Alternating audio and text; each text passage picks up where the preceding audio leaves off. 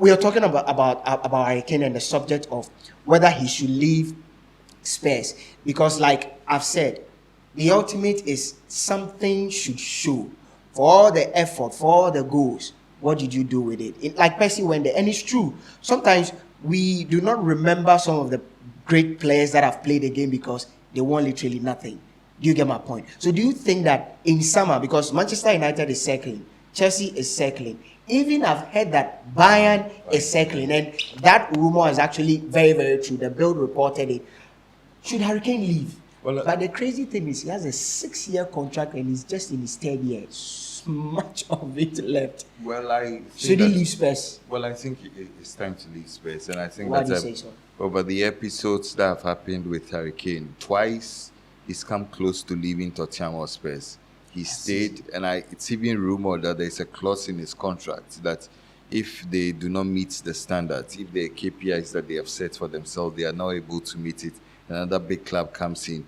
I think that the report suggests that the first instinct of Daniel Levy will be to negotiate with a club outside the confines of England. And so those reports about Bayern Munich, I think it's hugely true. It's very true. I mean, because those reports are very true. Bayern have always sought for a proper number 9. I think that since Lewandowski has left, they've not been able to replace him. Yes, Choupo-Moting has come in and done the job, but you realize that there's no focal point in attack for Bayern Munich. And traditionally, you'd want to think that a player of Harry Kane's brilliance and intelligence, he could easily adapt to the German league. The German league is one of the most interesting leagues in the world. Very technical, not too quick, but they are able to express themselves on the ball. So I look at the make of Harry Kane. I think that he has everything built to succeed in the German league if he does move there. But I think that for a player like Harry Kane, he needs to think about winning trophies. And somebody told me that Weghorst had come in all throughout his career, had not won any trophy. Comes to Manchester United within some 2 months, is able to lift a major trophy. You understand? I'm pretty sure that Harry Kane will be lying in his sofa thinking about all the what ifs and the what could haves. You understand? I think that he's too brilliant a player to not have won any trophy when all is said and done. I think that he needs to force that move to Manchester United. He needs to force that move outside of Spurs, because it's clear that the Tottenham project is a failed one. I struggle to see how many combinations they are not yet to conjure. Look, they've tried a lot of experiments. Started with Pochettino. I felt it was a beautiful project. It was curtailed at a point because of the egos of Daniel Levy and some of the characters involved, Joe Louis and some of the other characters involved with Spurs. Then they come to that Portuguese manager, you understand? Then they come to Jose Mourinho. Then they come to Conte. If you cannot win anything with Jose Mourinho, if you cannot win anything with Conte, you are as good as leaving the club. And I don't think that anybody can hold any ill feeling towards Harry Kane if he does walk away from the club. He's giving them his all. Yeah, I think that I agree with you. This is a guy who served the club very, very, very well. He's been very loyal to this club. There's been times when you could see, especially last season, when last 2 seasons, when the interest from Chelsea City became very, very, very, very loud, and at some point there was talk that City were willing to offer 100 million plus a player, and Kane himself was pushing for a move before, together with his brother agents, signed that 6-year deal. Listen, loyalty in football is no more. I used to be a subscriber of, listen, if it's not broken, why fix it? If you are in a club and you are literally enjoying success, winning everything, how many years did somebody like Maldini, someone like Nesta stay with AC Milan? How many years did Lionel Messi stay with Barcelona? We've seen, Raul stayed with Real Madrid. Because why should I leave? I'm playing arguably the best club in the world. I'm winning everything there is to win. What should I move? Ryan Giggs, Manchester United, all of that. So, Totti, Roma, all these. I believe in loyalty, but listen, I am beginning to shift away from that mentality a little bit, especially in the case of Harry Kane. One, because unless you are winning something, then there is a justification to want to stay. Unless the project is so interesting that you can give yourself a year or two, you can win something. But like you said, this project has been running around. There's been a merry-go-round with all these, their Tottenham and their issues, player revolt, coaches issues, the structure of the club and everything, I think I agree with you. It's high time Harry Kane, moves away either to Chelsea, to Bayern Munich, to Manchester United. I feel that any of these three clubs that he moves to, Chelsea, there's a tendency that he will win a trophy. Chelsea. Exactly. If Harry Kane moves to Chelsea, it will probably be that missing piece, because Chelsea do not have a proper number 9. They don't have a proper number 9. They've been experimenting with Kai Havertz throughout the entire season. You know that. I know you want Kane to move to Manchester United, but like you said, Bayern Munich could be an interesting prospect. On the subject of Bayern Munich, during the week, something interesting happened that I feel is on Bayern-like. It's so on Bayern-like because Bayern do not sack managers that way. The Bayern Munich we know are extracted organization. They do not sack managers that way. They don't sack a manager when the manager has no clue. He only finds out in social media. Yeah. They don't sack a manager, then tell him to come back to the office to receive your termination letter. This is so unlike Bayern Munich. But that's what happened in the course of the week, where news broke out that, Julian Nagelsmann has been sacked by Bayern Munich when he was on vacation. Was actually he was skiing, and he found out that on social media.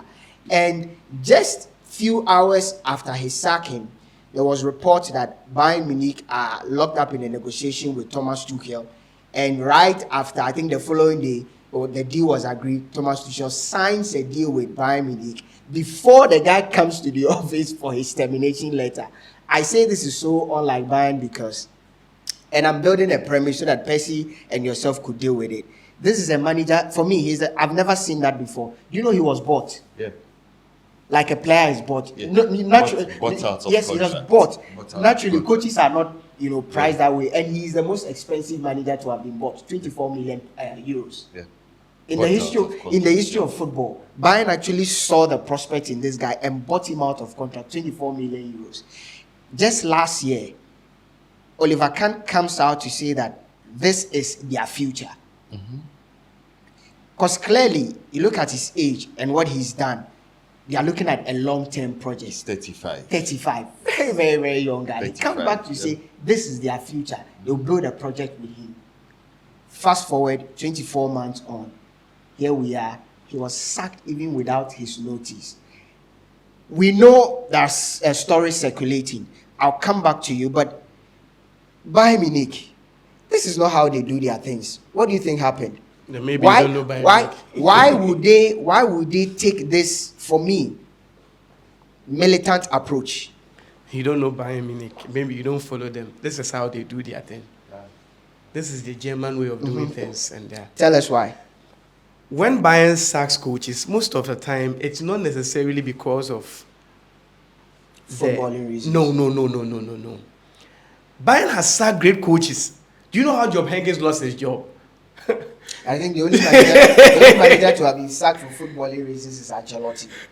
His was not only footballing reasons. He wasn't performing well. Job Heynckes had won a treble. He was en route. In fact, he was leading the league. Yeah. He was en route to the final of the next Champions League. That was the next final, 2012, 2013.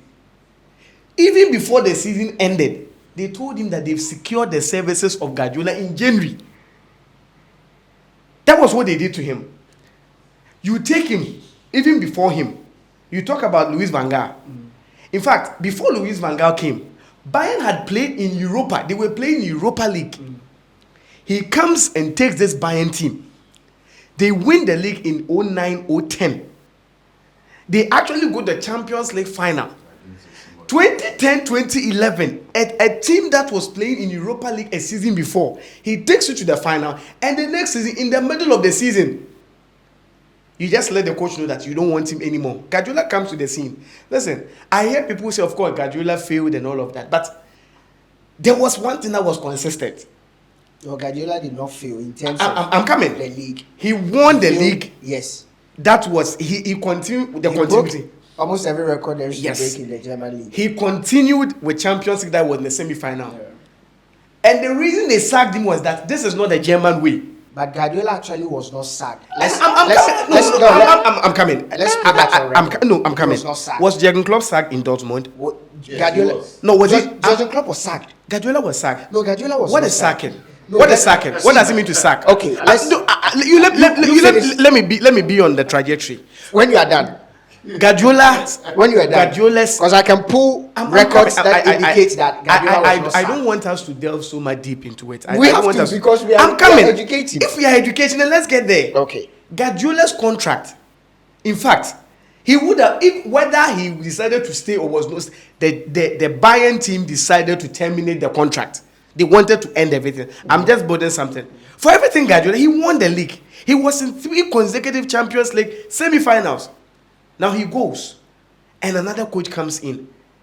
Now, you see, for the Germans, one, they have a system. They have their brand of football. One of the things that will make them terminate a coach's contract is when you come and you change their way of life. That is one. 2 is when you, the coach, comes in and you lose respect in the dressing room, because the Bayern dressing room is full of politicians, big-time politicians. One of the reasons why Guardiola, as time went on, he was, as in there were rivals, himself and Toni Kroos. The reason why, if you go and read why Toni Kroos left to Real Madrid in 2014-2015, you realize it was it's a domino effect that affected the whole team. That by 2016-11, but maybe you will talk more of the Guardiola thing. With that of Thomas Tuchel, the funny thing is this: they had about 3 reasons why they sacked him. One of the reasons was that they felt he has lost the dressing room. He has lost it. And the main proponent of this political downslide is Thomas Müller, one. And their ex-players like Philipp Lahm. These players, when they talk in the German team, or when they talk in the Bayern dressing room, in fact, Thomas Müller has been, that is unpopular opinion, has been one of the reasons why so many of these coaches have left. The second reason, which is very funny, is that Julian Nagelsmann's girlfriend, the lady who works for the maybe the listeners don't know, his girlfriend, he actually divorced his wife and went with his girlfriend. And this girlfriend is a reporter for the bill. And she is saying that when she came in contact with Julian Nagelsmann, she decided to quit her job. But the players don't understand that, no, how can our coach be the boyfriend of a journalist who has covered Bayern stories over the time? So they don't feel comfortable when they are in the dressing room, and they were things that were being addressed and all of that. So they felt that he has, and one of the things that will make a coach be sacked, apart from you not performing on the pitch, is when you lose the dressing room. And the third reason is that they realize that the guy overthinks. Too many experiments. In one match, he can change so many tactics, which is un-German-like. Is that a problem? And I am saying that this is the German. This is a country that has a proverb that a man who smiles for no reason is stupid. This is a country. Give me that proverb. I'm saying that they have a proverb that if you smile for no reason, you are. I'll come back to you, Kofi, we know if you smile for no reason, the Germans say you're stupid. Yeah. The Germans have a weird way of thinking. But you know this whole issue about Julian Nagelsmann and Bayern Munich. One of the things that is, like Percy said, and is very, very true, is the issue of Thomas Müller.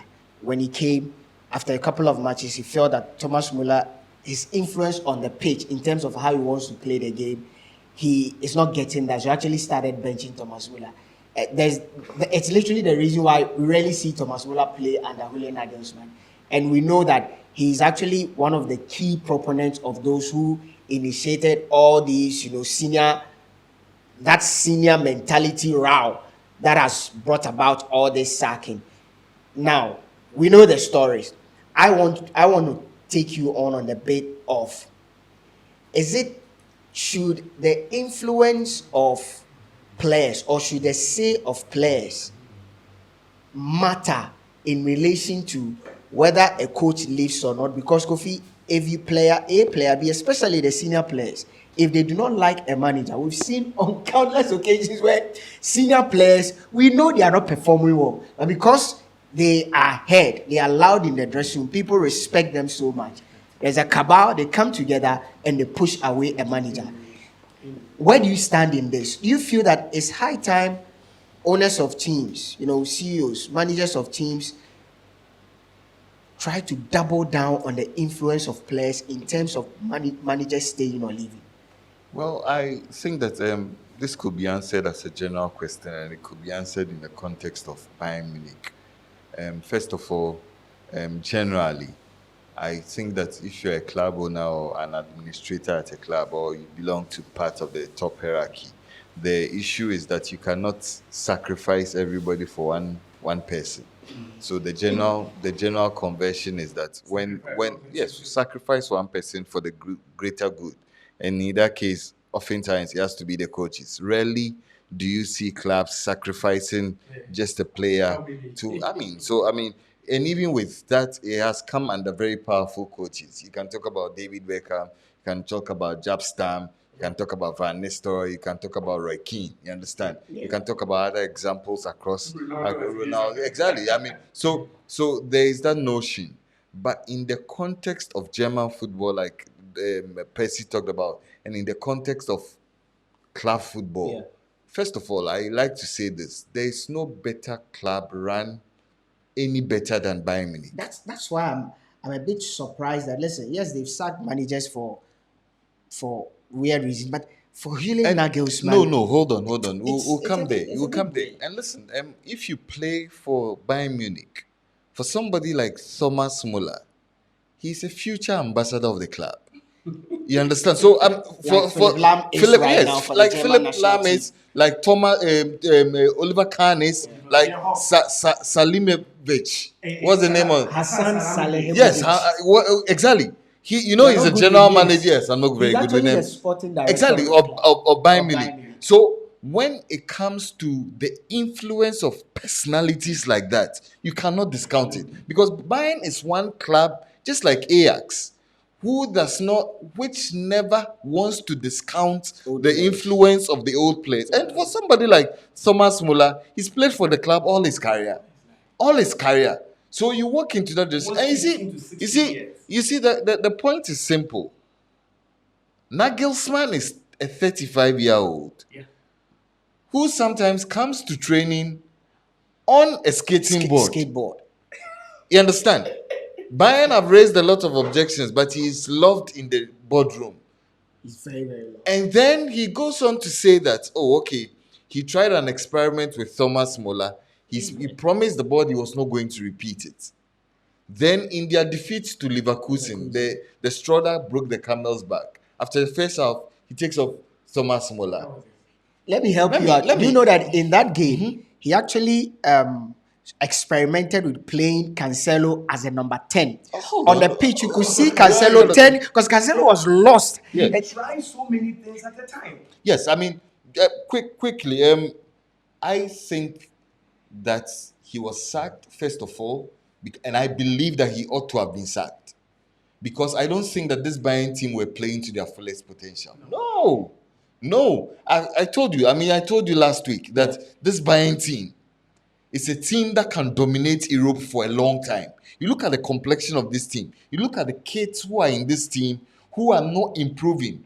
Jamal Musiala, you talk about Leroy Sané, you talk about Serge Gnabry, you talk about Kingsley Coman. Serge Gnabry is 25. He's like 25 You see, Serge Gnabry virtually grew up before our eyes, so we think that he's old. He's a young boy. If Serge Gnabry is 25, what makes Harvey Elliott? Well, those are non-entities. You understand? I don't want to compare apples and peaches. You understand? So Serge Gnabry, Kingsley Coman. You look at all of, even Upamecano. You understand? Some of them, Joshua Kimmich, and then this guy who left to Man United, Sabitzer. Sabitzer was one of the trusted generals of Nagelsmann when he was at RB Leipzig. You understand? There's another player with Bayern. He tried to experiment working around that midfield with that player. You understand? The name does not readily come to mind. Then he was trying to do that at the expense of somebody like Goretzka.